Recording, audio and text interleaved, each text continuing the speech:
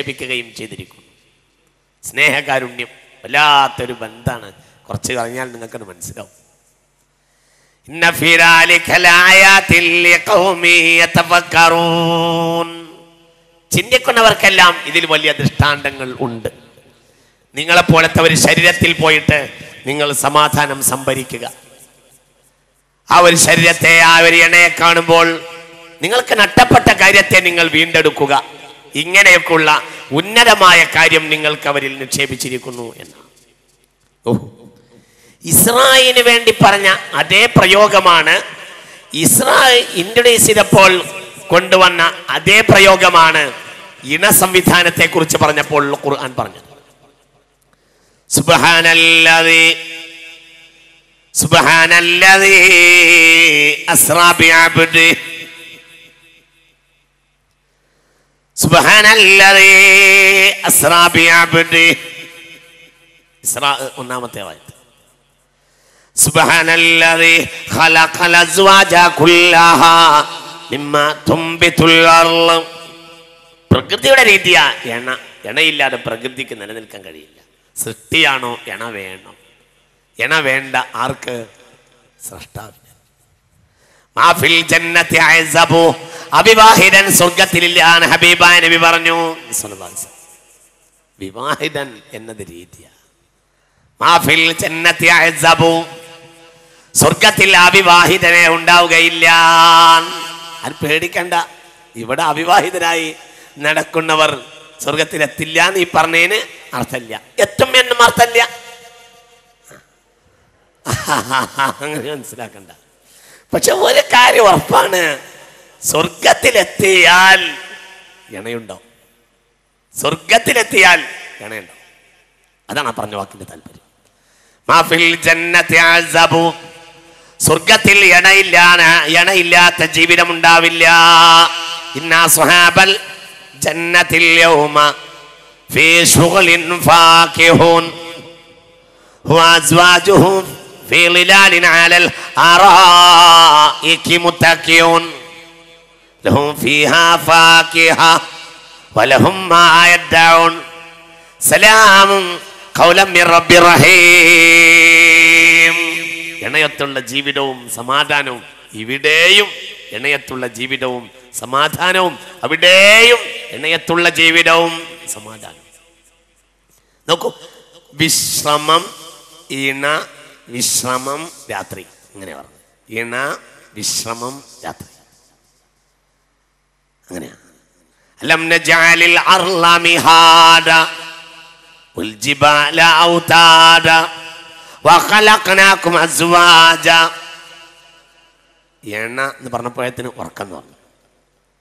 കാരണം എണയെ സ്വതന്ത്രമായിട്ട് എണക്ക് കിട്ടുന്നത് വിശ്രമത്തിന്റെ നേരത്താണ്. നിങ്ങൾ ചിന്തിക്ക്. ഉടനെ പറഞ്ഞു വജഅൽ വഖലഖനാകും അസ്വാജ വജഅൽനാ നൗമകും സുബാത. ഉടനെ പറഞ്ഞു വജഅൽനാ ലൈല ലിബാസ. രാത്രി വസ്ത്രം, ഇണയും വസ്ത്രം. രാത്രിയും വസ്ത്രം, ഇണയും വസ്ത്രം. പിന്നെയാണ്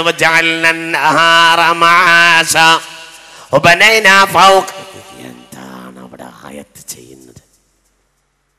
ഇണാന്ന് പറഞ്ഞു, പിന്നെ ഉറക്കം എന്ന് പറഞ്ഞു, പിന്നെ രാത്രി എന്ന് പറഞ്ഞു, കൂട്ടിൻ പറഞ്ഞു. ഇതൊക്കെ കൃത്യമായി നടക്കണമെങ്കിൽ വല്ലതും തിന്നണ്ടേ? അപ്പോൾ പിന്നെ ഭക്ഷണം തേടാനുള്ള സമയം പകലാക്കിയിരിക്കുന്നു. ഭക്ഷണം തേടാൻ എവിടെ ഭക്ഷണം? അപ്പോൾ പറഞ്ഞു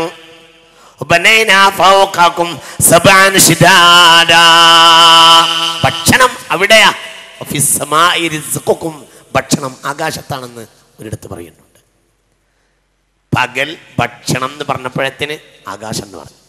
പിന്നെ ആ ഭക്ഷണം ഭൂമിയിലെത്തിക്കാൻ ഏറ്റവും വലിയ മുഖ്യ പങ്ക് വഹിക്കുന്ന ഗോളത്തെ പറഞ്ഞു. പിന്നെ അതിന്റെ രീതി പറഞ്ഞു.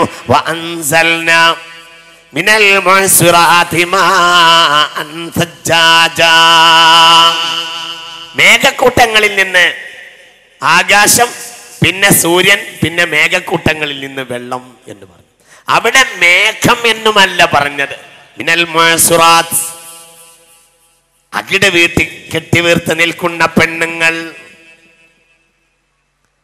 ഋതുരക്തം പുറത്തു ചാടാനായിട്ടുള്ള പെണ്ണുങ്ങൾ, അതിനാണ് മുഅ്സിറാത്ത് എന്ന് പറയാം. ഇപ്പോൾ അവളുടെ രക്തം പുറത്തേക്ക് ചാടും, ഇപ്പോൾ അവൾ ഋതുമതിയാവും, അങ്ങനെ ആയ പെണ്ണിനാണ് മുഅ്സിറത്ത് എന്ന് പറയാം.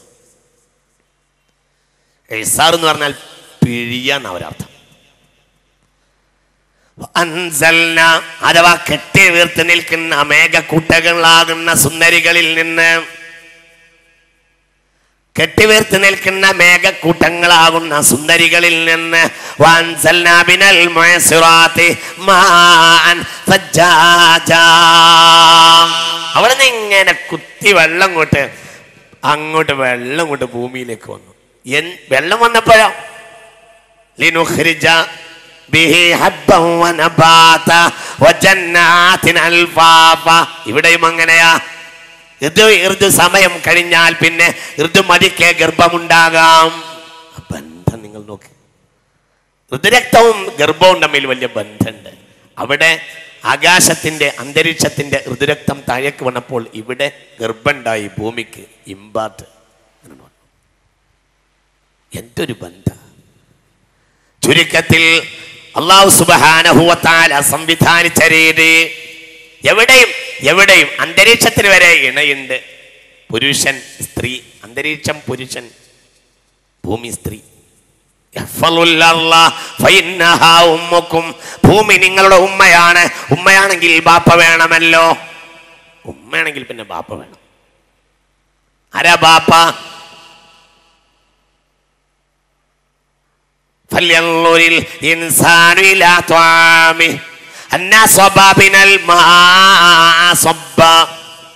മുകളിലെ അന്തരീക്ഷ പൗരുഷത്തിൽ നിന്ന് വെള്ളം താഴേക്ക് ഇങ്ങോട്ട് വന്നു. അപ്പോൾ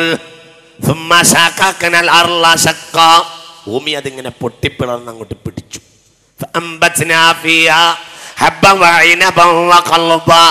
പിന്നെ ഉമ്മ അടയിരിക്കും, പിന്നെ ഉമ്മ ഗർഭം ധരിക്കും, പിന്നെ ഉമ്മ പ്രസവിക്കും. അന്തരീക്ഷം പുരുഷൻ, ഭൂമി സ്ത്രീ. ഭാരതമാതാവ് എന്നല്ല മാത്രം, ഭൂമി മാതാവ് എന്ന, ഭൂമിയ മാതാവ്. ഭൂമിയെ സൂക്ഷിക്കുവേൻ, ഭാരതം എന്നല്ല എല്ലാം. ചീൻ അറബ് ഹമാര, ഹിന്ദോസിസ്ഥാൻ ഹമാര, എല്ലാം നമ്മുടേതാണ്, ഒക്കെ നമ്മുടേതാണ്.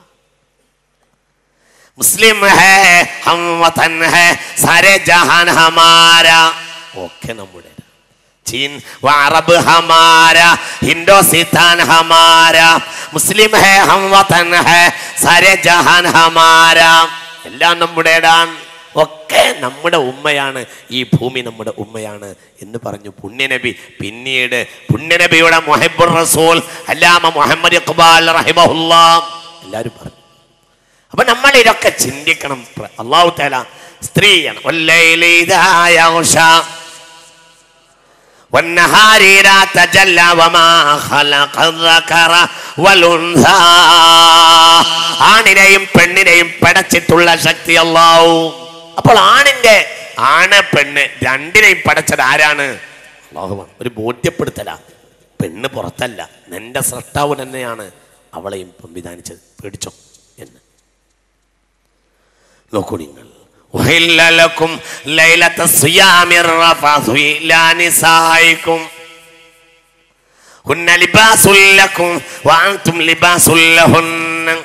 ഞാനിങ്ങനെ നിയമത്തിലേക്ക് ഒന്ന് ഇൻട്രൊഡ്യൂസ് ചെയ്ത് തരാം. ബന്ധം ഇത്ര രസമുള്ള ഒരായത്തുണ്ടോ? ഇണബന്ധത്തിൽ, ദാമ്പത്യ ജീവിതത്തിൽ ഇന്നും നാളെയും പറയാവുന്ന ആ പ്രധാനപ്പെട്ട ഒരായത്ത്.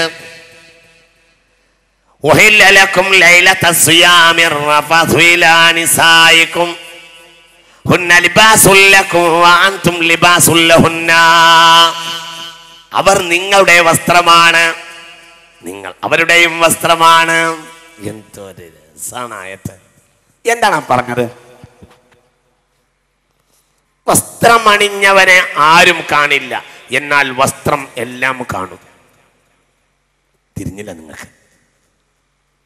ഏത് ഔറത്തും വസ്ത്രം കാണുന്നുണ്ട്. വസ്ത്രം അണിഞ്ഞവനെ ആരും കാണില്ല, എന്നാൽ വസ്ത്രം എല്ലാ